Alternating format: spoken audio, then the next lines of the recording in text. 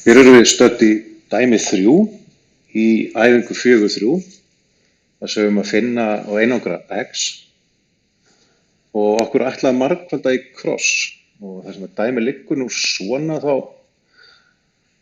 er ágætt að byrja á að einfalda það aðeins sem væri þá best að gera að halda þessum hluta hérna megin á sínum stað en færa þennan hér hingað yfir og það myndi þá gerast svona. Þegar við verðum búin að því þá skulum við reyna að einfalda þetta ennþá frekar. Þannig að þetta væri hérna óbreytt. En hérna aftur á móti erum við með 1 mínus 1 fjórðu. Og bara svona til að útskýra svona brotareikningin þá er 1 til dæmis jafnt og 4 fjórðu ef við vildum vinna svona með samnefnara í þessu. Þetta er bara svona ítar útskýring hjá mér. Þannig að ef við klárum þetta þá er þetta áfram bara hér óbreytt.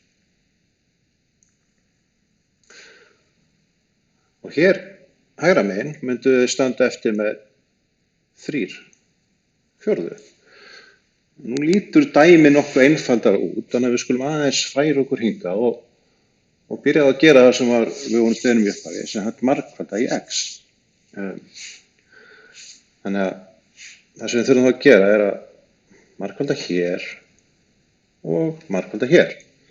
Við ráðum svo sem hvað lendir vinstra megin og hvað hægra megin, en við skulum bara byrja á að margfalda þristinn við þessa stærð sem er þarna undir striki, x plus 4. Það myndi þá gefa okkur jafnt og 2 sinnum 4. Sem sagt, hinn margföldunin.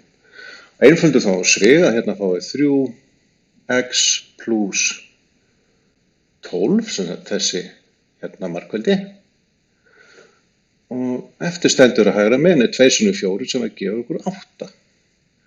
Og þá þurfum við að vinna í því að einangra x-ið, sem höldum þeim hérna megin, en tökum 8-una, höfum hana á sínum stað, en færum 12-una yfir, hún er plús og verður því mínus hér.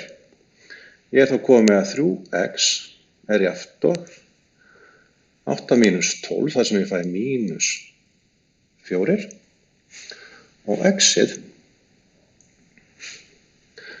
er þá mínus 4 þriðju, sem er alveg fallegt svar, en það gæti mögulega líka verið gefið á annan hátt, eða sem sagt, að því að 3 er undir, og við erum með mínus 4 uppi, og gæti þetta verið mínus 1 og 1 þriðji. Þetta er nú bæði jafnrétt svör. Og þá var nú þessu lokið.